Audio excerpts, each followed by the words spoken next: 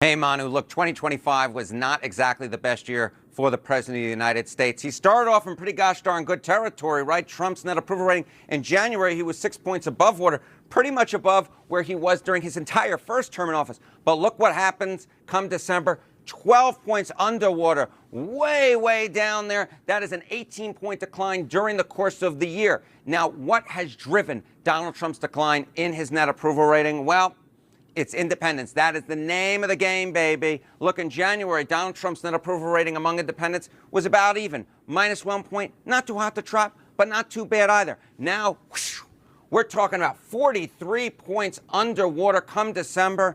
That is a decline of 42 points on his net approval rating. Donald Trump is hanging out with Jacques Cousteau. That is how far underwater Donald Trump is with independents at this point. Now, what issues are driving this decline in Trump's approval rating, his net approval rating?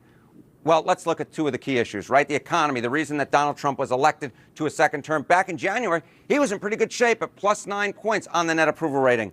But look, come December, 16 points underwater. That is a decline, doing the math quickly here, of 25 points for Donald Trump on the key issue of the day, the economy, the reason he got a second term. And then, of course, immigration, which Donald Trump has really focused in on during his second term in office, something he has been focusing on since he first ran for the presidency all the way back in 2015. Well, in January, he was 9 points above water on the issue. Now he's 6 points below water on the issue. So on the key issues of the economy, inflation, going in the wrong direction for Donald Trump.